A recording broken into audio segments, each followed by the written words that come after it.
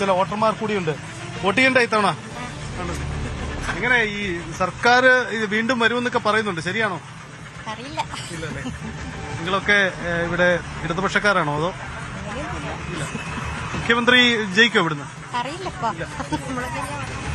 മുഖ്യമന്ത്രി വിജയിക്കോ ഇവിടുന്ന്? മുഖ്യമന്ത്രി വിജയിക്കുവാൻ ജനങ്ങളുടെ കാര്യമല്ലേ. അല്ല, ഭൂരിപക്ഷം കൂട്ടും? ഭൂരിപക്ഷം കുറേ സാധ്യതയുണ്ട്. കുറയാൻ സാധ്യതയുണ്ട്. ഭരണമാറ്റം ഉണ്ടാവും. എന്താണ് കോൺഗ്രസ് കേരളത്തിൽ അധികാരത്തിൽ? എന്താണ് അങ്ങനെ ഒരു സാഹചര്യം? വിലക്കയറ്റം ഒരു ഭാഗത്ത്, പിന്നെ ക്രമസമാധാനം, പിന്നെ ലഹരി മാഫിയയുടെ പിടിയിലേക്ക് കേരളം വൈദ്യുതി മാറുന്നു. അത് നമ്മൾ ആഭ്യന്തര വകുപ്പാണ് നിയന്ത്രിക്കണം. നമ്മൾ സാധാരണ മനുഷ്യന്മാരൊന്നും വിചാരിച്ചാൽ കഴിയില്ല. ഒരു യുവതലമുറയെ നശിപ്പിച്ചെടുത്താൽ അത് നമ്മുടെ സമൂഹത്തിലായാലും നമ്മുടെ വീട്ടിലായാലും അത് ഇവിടുത്തെ കേന്ദ്ര ഗവൺമെന്റും സ്റ്റേറ്റ് ഗവൺമെന്റും വിചാരിച്ചാലേ അതിനെ കഴിയും. കുറച്ചു കാലം കൊണ്ട് കേരളം ലഹരി മാഫിയയുടെ കയ്യിലേക്ക് നീങ്ങിക്കൊണ്ടിരിക്കും.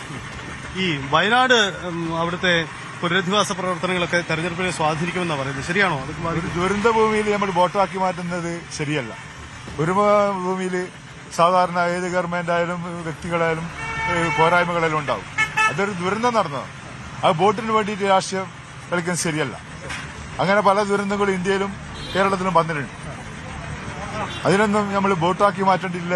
ഒരു രാഷ്ട്രീയ നേട്ടത്തിന് വേണ്ടിയിട്ട് ഉപയോഗിക്കുന്നത് ശരിയല്ല.